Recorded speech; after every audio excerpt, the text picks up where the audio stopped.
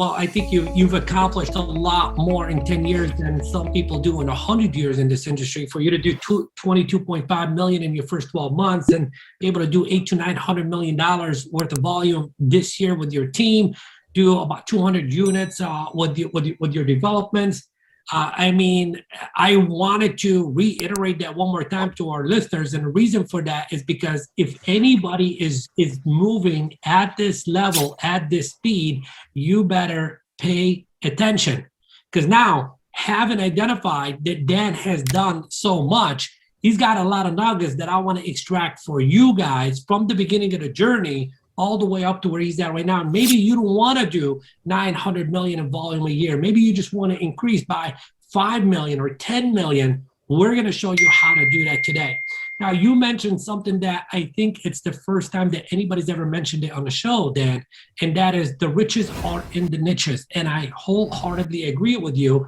And I see too many agents putting a little bit effort in this niche, and then a little bit effort in this niche, and a little bit effort in this niche, and nobody is like focused on just one thing. And not that that is wrong or anything like that. I think you should definitely diversify your business, but you should definitely be known for one thing. And I'm curious to find out, what was that niche for you? Well, there's a lot of ways you can segment the market. You can do it, but I think one of the most common ways when people start is, people they know, right? They focus on just calling friends, family, SOI, geography, occupation, right? There's a lifestyle. There's a lot of ways to do it. For me, I focused on geographically. I focused on one condo building with 190 units.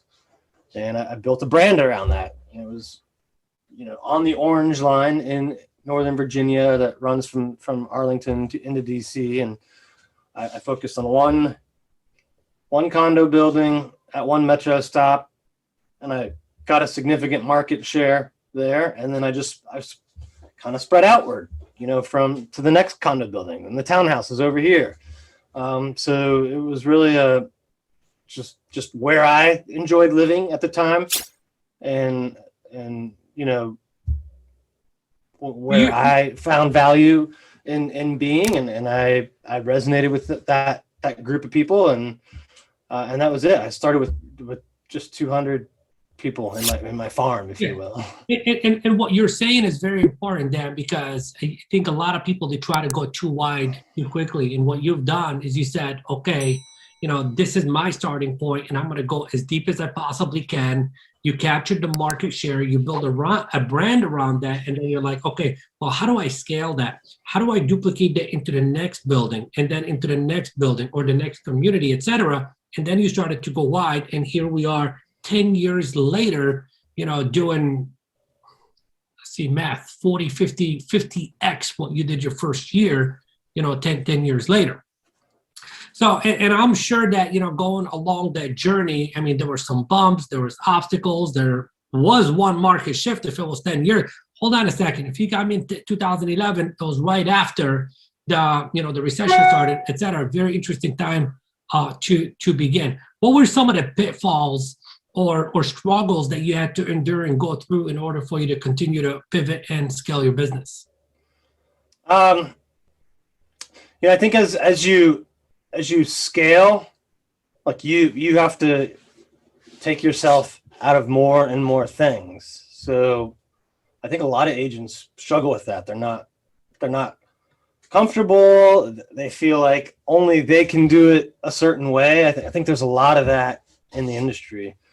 And I've noticed many of the people that were selling 10 to 30 million, kind of in that range when I started, they're still selling about 10 to 30 million, and there's nothing wrong with that.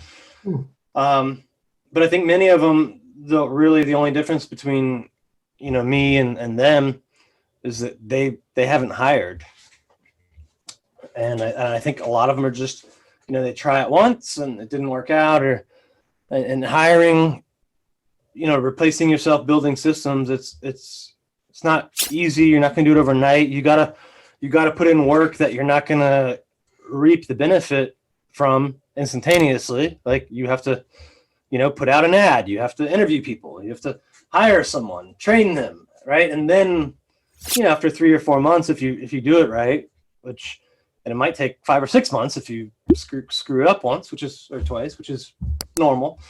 Then you get the reward. So I think a lot of people struggle with either thinking that they can replace themselves, or just trusting the process, or investing time and money up front to know that it's setting them up for something better down the road.